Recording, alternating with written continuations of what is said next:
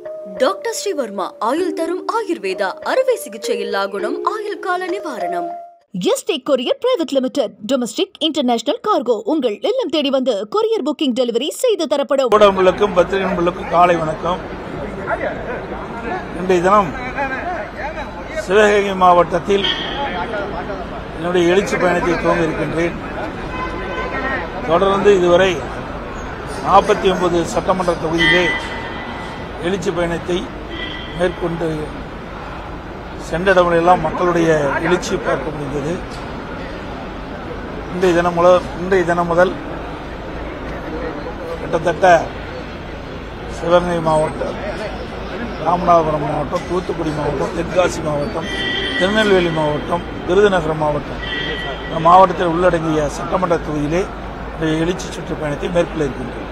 தொடக்க வேளாண்மை கூட்டுறவு பயிர்க்கடன் கொடுத்து சிவில் ஸ்கோர் யூனிவர்சிட்டி கேட்கறது சொல்லியிருக்காங்க சார். இப்போ திருப்பி நீங்கள் உங்களோட தொடர் வலியுறுத்தல் தமிழக அரசு 17/7/2025 சிவில் ஸ்கோர் அந்த இதில் சுற்றறிக்கை விட்டு விவசாயிகளுக்கு பெரிய துன்பம், பயிர்க்கடன் வாங்குறது, மற்ற கால்நடைகள்லாம் சம்பந்தப்பட்ட கூட்டுறவு வங்கியில் கடன் வாங்குறதுல மிகப்பெரிய பிரச்சனையாக இருந்தது. ஆனால் எல்லா கூட்டத்திலையும் நான் இதை குறிப்பிட்டு வந்தேன். குறிப்பாக டெல்டா மாவட்டத்தில் இப்போ நெற்பயிர் நடுவதற்கு தண்ணி திறந்து விட்டாங்க. டெல்டா மாவட்டத்துக்கு தண்ணி திறந்து விட்டாங்க காவிரியில். இப்போ அந்த விவசாயிகள்லாம் தொடக்க வேளாண்மை வங்கியில் போய், கூட்டுறவு வங்கியில் போய் கடன் வாங்குவதில் பெரிய சிக்கல், பல சான்றிதழ் பெற வேண்டும் என்று இன்றைக்கு அங்கே இருக்க தொடக்க வேளாண்மை கூட்டுறவு வங்கியை சேர்ந்த நிர்வாகிகள் சொன்ன காரணத்தினால கடன் பெற முடியாத ஒரு சூழ்நிலை இருக்குது. அதை நான் டெல்டா மாவட்டத்தில் சுற்றுப்பயணம் மேற்கொள்கின்ற பொழுது எல்லா மாவட்டத்தில் இருக்கின்ற அங்கே இருக்கிற விவசாய சங்கத்தை சேர்ந்த விவசாய பிரதிநிதிகள், விவசாயிகள் இடத்துல கோரிக்கையை வச்சாங்க. கலந்து ஆலோசனை கூட்டத்தில் விவசாயிகளோடு பேசிக்கிட்ட பொழுது இந்த கோரிக்கை தான் பிரதான கோரிக்கை வச்சாங்க. இந்த சிவில் ஸ்கோர் மிகப்பெரிய கஷ்டத்தை எங்களுக்கு உண்டாக்கியிருக்காங்க. இதை ஏற்கனவே பழைய முறைப்படி தான் நாங்கள் பயிர்க்கடன் வாங்கக்கூடிய சூழ்நிலை உருவாக்கிட்டாங்க. நாங்கள் அதன் அடிப்படையில் பாரத பிரதமர் அவர்கள் திருச்சிக்கு வந்தபோது தான் இது குறித்து கோரிக்கை மனு வச்சேன். அதை உடனடியாக அதை ஏற்றுக்கொண்டு நான் சரி செய்ய சொன்னார்கள். இன்றைய தினம் 17/7/2025 தமிழ்நாடு அரசு அதை சுற்றறிக்கை நான் கொடுத்த உடனே தெரிஞ்ச உடனே 28/7/25 நேற்றைய தினம் எல்லா தொடக்க வேளாண்மைக்கும் சுற்றறிக்கை விட்டுருக்கிறாங்க. ஏற்கனவே பழைய முறையிலேயே நீங்கள் விவசாயிகளுக்கு பயிர்க்கடன் வழங்கலாம். ஆகவே எங்களுடைய அரசை எங்களை பொறுத்த வரைக்கும் ஆட்சியில் இருந்தாலும் இல்லாவிட்டாலும் மக்களுக்கு பிரச்சனை ஏற்படுகின்றது. அந்த பிரச்சனையை தீர்ப்பதிலே முன்னணியில் இருப்பது அனைத்து இந்திய அண்ணா திராவிட முன்னேற்ற கழகம். நான் டெல்டா மாவட்டம் முழுவதும் சுற்றுப்பயணம் மேற்கொண்ட பொழுது அந்த பகுதியில் இருக்கின்ற மக்கள், விவசாயிகள் பிரதிநிதிகள்லாம் வைத்த கோரிக்கையை நான் எல்லா கூட்டத்திலையும் பேசினேன். ஆனால் தமிழ்நாடு அரசு அதுக்கு நடவடிக்கை எடுக்கல. ஆனால் பிரதமர் கொடுத்த உடனடியாக நேற்றைய தினம் இந்த அறிவிப்பு வெளியிடுது. ஆக எங்களுக்கு விவசாயிகளுக்கு ஏற்கனவே பழைய முறையிலே பயிர்க்கடன் வழங்குவதிலே மிகப்பெரிய சந்தோஷம். ஏன்னா அவளோடு கலந்து பேசி அவருடைய பிரச்சனை தீர்த்தது எங்களுக்கு மகிழ்ச்சி இருக்கு. திமுக கூட்டணிக்கு பாமக வந்தா விடுதலை சிறுத்தைகள் வெளியேறிவோம் அப்படின்னு சொல்றாங்க. அதே போல பாஜக கூட்டணியில ஓபிஎஸ், தினகரன், சசிகலா வந்தா அதிமுக நிலைப்பாடு என்ன சார்? நீங்க கற்பனையான கேள்வி கேட்கறதுக்கெல்லாம் நாங்க யூகத்தின் அடிப்படையில் இருக்கிறதெல்லாம் நாங்கள் பதில் சொல்ல முடியும். சாரா பாஜக சேருமா, சரி போய் விடுதலை சேருமா, விடுதலை கட்சி சேருமா, விடுதலை சிறுத்தை கட்சி சேருமா, பாமக சேருமா, அந்த கட்சி தலைவர் கிடையாது. அப்ப சரியா ஒரே நிமிஷம். நீங்க அடுத்த கட்சி கேட்கும்போது அடுத்த கட்சி தலைவர் கேட்டதும் தெரியும். என்னை கேட்ட நான் என்ன சொல்லும் பதில்?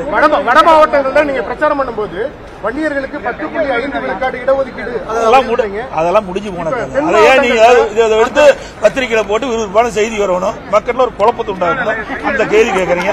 இப்பதான் என்ன நல்ல தெளிவா புரிஞ்சுக்கணும். மத்திய அரசு என்ன உத்தரவு போட்டுருக்குது? நீங்க ஒரு பத்திரிகையாளர் தானே, தயவு செய்து கேட்கறேன். இதை பெருசு கொண்டாங்க.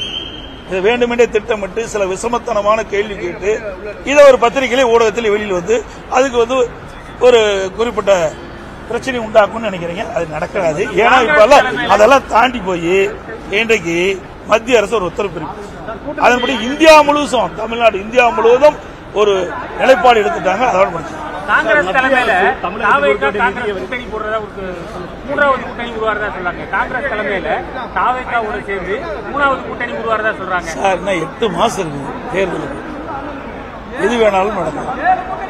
நாங்க எப்படி நாங்க அதை பதில் சொல்ல முடியும்? யோகத்தின் அடிப்படையில் பதில் சொல்ல முடியும். ஒவ்வொரு கட்சிக்கும் ஒரு நிலைப்பாடு இருக்குது, ஒவ்வொரு கட்சிக்கும் ஒரு கொள்கை இருக்குது. அந்தந்த கட்சிகள் அந்த நிலைப்பாட்டின் அடிப்படையில் தான் அவள் முடிவு செய்வார். மத்திய அரசு கட்டணம் தெரிவிச்சிருக்காரு சார், இந்த கல்விக்கான நிதி எல்லாம் கிடைக்கல. அது அவரை கேளுங்க, இன்னும் எங்க கேட்கறீங்க சார்? நான் தான் சொல்றேன், எங்களை சம்பந்தப்பட்ட கேள்வி கேளுங்க, நான் பதில் சொல்றேன். அடுத்த தலைவர் என்னோட நிலைப்பாடு தான் நான் ஏற்கனவே சொல்லிட்டோம். இதையெல்லாம் நல்லா சிந்திச்சு பாருங்க. இது எப்போ வந்தது? 1976 வந்தது. அப்போதான் காங்கிரஸ் ஆட்சி எம்என்சி தான் இன்றைக்கு மாநில பட்டியலிருந்து மத்திய பொதுப்பட்டியலுக்கு மாற்றினாங்க. இன்ன வரைக்கும் என்ன பண்ணல? 16 ஆண்டு காலம் மத்தியில் ஆட்சி அதிகாரத்தில் சிந்திச்சு பாருங்க. 5 ஆண்டு காலம் பாரதிய ஜனதாவில் திராவிட முன்னேற்ற கழகம் ஆட்சியில் பங்கு பெற்று ஆட்சி அதிகாரத்தில், காங்கிரஸோட 5 வருஷம் ஆட்சி. மறைந்த VP சிங் மத்தியில் பிரதமராக இருக்கும்போது அந்த அமைச்சர்கள் இடம்பெற்றிருந்தாங்க. ஐக்கிய குஜராத் அந்த அமைச்சர்கள் இடம்பெற்றிருந்தாங்க. மரியாதைக்கு தேவகவுடா அவருடைய அமைச்சர். 16 ஆண்டு காலம் மத்தியிலே ஆட்சி அதிகாரிக்கின்ற பொழுது மத்திய பொதுப்பட்டியலிருந்து மாநில பட்டியலுக்கு மாற்றல. ஆட்சி அதிகாரம் இருக்கும்போது தாங்க நம்ம மாற்ற முடியும். அடுத்த ஆண்டு இப்போ தேர்தல் வர இருக்குது, அதை மையமா வச்சு இன்றைக்கு இந்த பிரச்சனையை கிளப்பிட்டு இருக்கிறாங்க.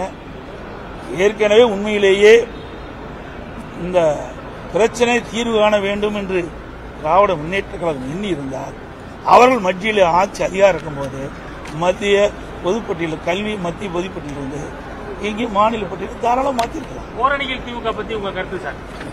எல்லா மீட்டிங்கும் சொல்லிட்டே இருக்கிறேன், எல்லா பொதுக்கூட்டத்திலையும் சொல்லிட்டே இருக்கிறேன். அதையும் அப்படியே எடுத்துப்பாங்க.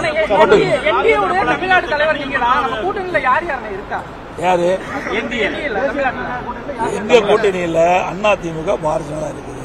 பாரதிய ஜனதா கூட்டணியில் பல கட்சிகள் இருக்கணும். இன்னும் 8 மாத காலம் இருக்குது.